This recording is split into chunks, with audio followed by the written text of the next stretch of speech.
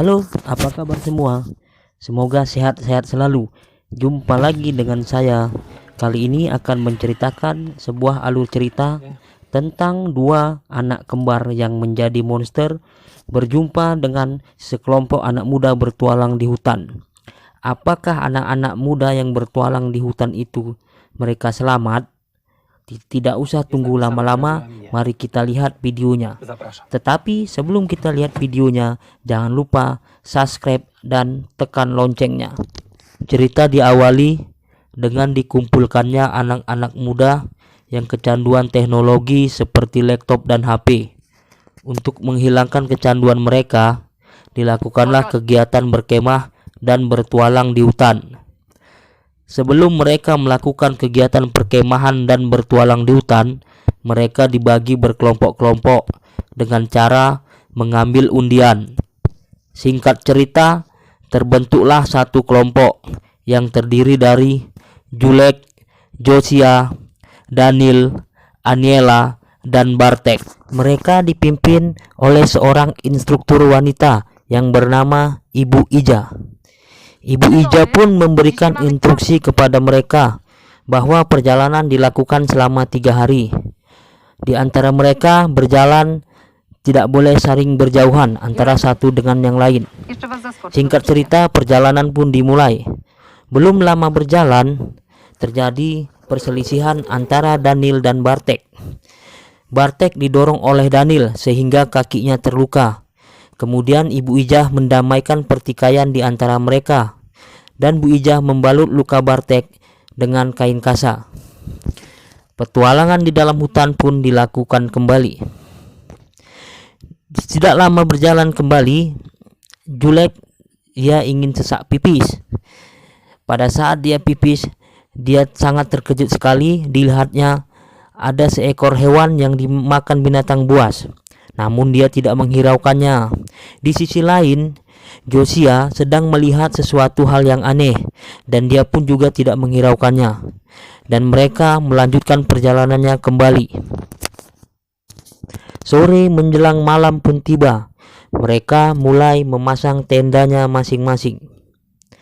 Di malam harinya, mereka membakar api unggun. Sambil menikmati api unggun, mereka bercerita tentang pengalaman mereka masing-masing. Malam pun berlanjut. Mereka kemudian beristirahat tidur, namun tidak dengan Daniel. Daniel lebih memilih keluar dari tenda dan ia menikmati pemandangan di danau. Namun tidak disangka-sangka datang seorang wanita, yaitu Aniela. Aniela dan Daniel pun bercerita tentang pengalaman mereka masing-masing sampai pengalaman bercinta. Di malam larut yang dingin, mereka pun semakin dekat hingga terjadi sesuatu hal yang sama-sama diinginkan. Setelah terlibat cinta satu malam, Aniela pun kembali ke dalam tendanya untuk beristirahat tidur, namun tidak dengan Daniel. Daniel ternyata secara diam-diam membawa HP dan melihat HP-nya. Pagi pun tiba. Di pagi hari terdengar suara Ibu Ija mencari-cari Daniel. Ternyata Daniel telah hilang. Ibu Ija langsung membagi kelompok menjadi 2. Ibu Ija dan Julek bersama dengan Josia mencari Daniel ke hutan. Sementara Bartek dan Aniela menunggu di tenda. Di dalam perjalanan mencari Daniel, Ibu Ija bersama dengan Julek dan Josia melihat ada rumah tua di tengah hutan. Mereka langsung menghampirinya. Mereka memanggil-manggil apakah ada orang di dalamnya. Ternyata tidak ada yang menyambut. Mereka pun berinisiatif masuk ke dalam rumah. Mereka melihat-lihat di dalam rumah hanya ada foto anak kembar dan kepala rusa. Kemudian Ibu Ija mencari-cari, ternyata ada lubang rahasia. Ibu Ija langsung berinisiatif masuk bersama dengan Josia. Alangkah terkejutnya mereka di dalam lubang rahasia itu menemukan ada Daniel sudah tidak bernyawa. Tidak halnya dengan Jule, Jule hanya menunggu di luar.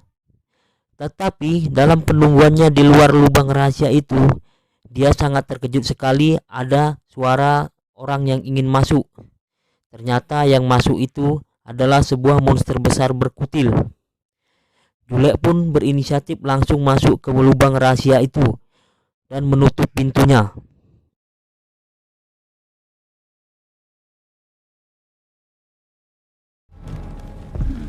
Tidak menunggu waktu lama, makhluk besar berkutil itu pun masuk ke dalam lubang rahasia itu.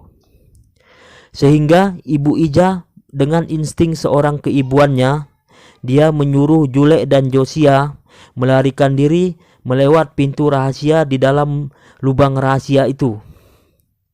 Pada awalnya Ibu Ija pun ingin lari, namun dia mendengar suara HP Daniel, sehingga dia berinisiatif untuk mengambil HP Daniel. Alangkah sialnya, ternyata pada saat mengambil HP Daniel, dia bertarung dengan makhluk berkutil itu, sehingga Ibu Ija terbunuh dengan dipenggal kepalanya. Jule dan Josia pun melarikan diri ke tengah hutan dengan shock dan sangat ketakutan sekali. Di sisi yang lain, sementara Bartek bersama dengan Aniela sambil menunggu Ibu Ija duduk di pinggiran danau sambil bercerita. Alangkah terkejutnya Bartek pada saat melihat Aniela. Ternyata Aniela sudah ditusuk dengan kayu oleh makhluk besar berkutil itu. Bartek pun lari dengan shock dan sangat ketakutan sekali. Dalam pelariannya itu, Bartek sampai di sebuah gereja dan dia menceritakan tentang kejadian itu kepada seorang pendeta. Namun pendeta itu tidak mempercayai Bartek. Dia malah mengatakan Bartek sedang memakai obat-obatan. Bartek pun diikat oleh seorang pendeta itu. Kemudian pendeta itu pergi keluar.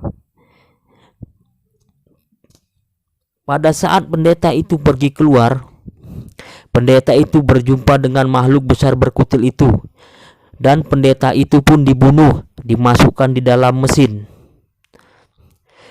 Kejadian itu terlihat oleh Bartek. Ternyata Bartek bisa melepaskan diri dari ikatannya. Bartek pun berondok di dalam lemari karena dia mendengar makhluk besar itu masuk ke dalam gereja. Di sisi lain, di waktu yang sama, Jule bersama dengan Josia melarikan diri dengan sangat ketakutan untuk mencari sebuah bantuan. Di dalam pelariannya itu, Jule bersama dengan Josia melihat ada sebuah rumah di tengah hutan. Mereka pun berinisiatif menghampirinya untuk mencari bantuan. Ternyata di dalam rumah tua itu ada seorang kakek bertopi yang memegang senjata. Mereka pun menceritakan tentang semua hal yang terjadi kepada mereka. Kakek tua itu malah memberi dua pilihan. Jule dan Josia harus melawan makhluk besar berkutil itu, atau mereka mencari bantuan ke desa yang jaraknya sangat jauh sekali. Kakek tua bertopi itu bercerita kepada Jule dan Josia. Dahulu kala di tempat ini ada tinggal sebuah keluarga kecil, yaitu seorang ibu dan dua putra kembarnya. Mereka miskin, tetapi mereka bahagia. Awalnya semua baik-baik saja, hingga suatu sore tiba. Pada saat kedua putranya bermain, melihat ke atas langit ada sebuah ledakan besar. Kedua putranya itu pun mengikuti ledakan itu. Mereka melihat ada sebuah batu. Kemudian batu itu diambil oleh mereka dan dibawa pulang, diletakkan di bawah tempat tidurnya. Malam hari pun tiba. Kedua putra itu berubah menjadi makhluk yang mengerikan berkutil. Saat pagi hari tiba, ibu itu melihat kedua putranya sudah tidak ada di tempat tidur. Ibu itu mencari kedua putranya. Ternyata sudah berada di ruang rahasia, memakan bangkai dan darah. Ibu itu histeris, shock dan ketakutan. Kemudian ibu itu mengunci kedua putranya di dalam ruang rahasia tersebut. agar tidak ada orang yang tahu, dan kedua putranya itu pun tidak pernah keluar. Tahun demi tahun ibu itu memberi mereka makan sampai ibu itu menjadi gila. Kakek tua itu mengatakan desa terdekat di wilayah ini hanya bisa ditempuh kurang lebih selama 2 hari.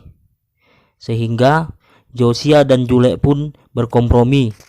Untuk mencari pertolongan, mereka harus mengambil HP Daniel. Mereka pun datang ke rumah tersebut untuk mengambil HP Daniel, dan mereka membuat siasat.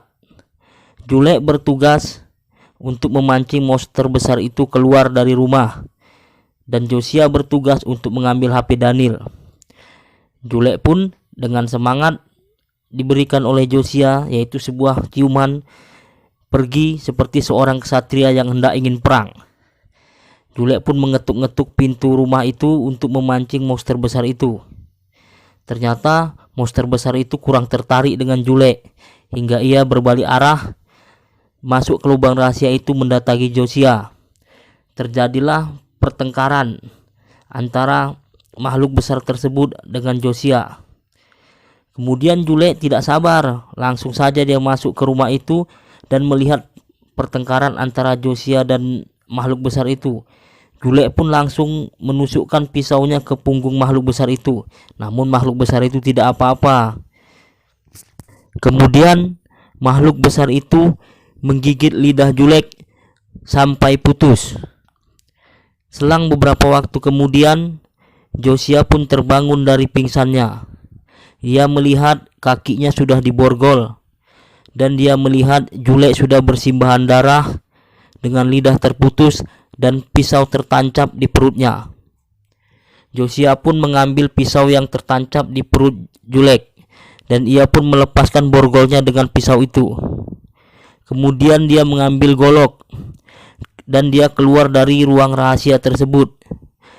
Dia melihat ada satu makhluk besar tersebut sedang tidur di tempat tidur, dan dia langsung menusuk makhluk besar tersebut dengan goloknya berkali-kali hingga bersimbah darah, dan makhluk besar itu pun tewas. Josia pun lari dengan sekencang-kencangnya. Di sisi lain, kakek tua bertopi yang sedang santai di kursinya, ia melihat sepertinya ada yang ingin masuk ke dalam rumahnya. Kemudian dia langsung mengangkat senjatanya dan menembakkannya. Ia kira yang ditembakkannya itu adalah makhluk besar berkutil tersebut. Ternyata yang tertembak itu adalah Bartek. Bartek pun tewas. Josia yang berlari kencang dan ketakutan, di pinggiran jalan ia berjumpa dengan seorang polisi, dan polisi itu pun mengajak Josia ke dalam mobilnya. Mereka pun pergi bersama. Tiba-tiba di jalan, polisi itu melihat dari spionnya ada sesuatu hal yang aneh, dan mereka pun berhenti. Polisi itu pun keluar dan mendatangi sesuatu hal yang aneh tersebut. Kemudian polisi itu dibelah dengan kampak oleh makhluk besar tersebut, dan polisi itu pun tewas. Makhluk besar itu langsung mengejar Josia. Josia pun langsung mengambil alih kendali menjadi supir di mobil itu. Kemudian Josia pun menabrak makhluk besar itu berkali-kali, dan makhluk besar itu pun tewas. Josia pun pergi, cerita pun selesai.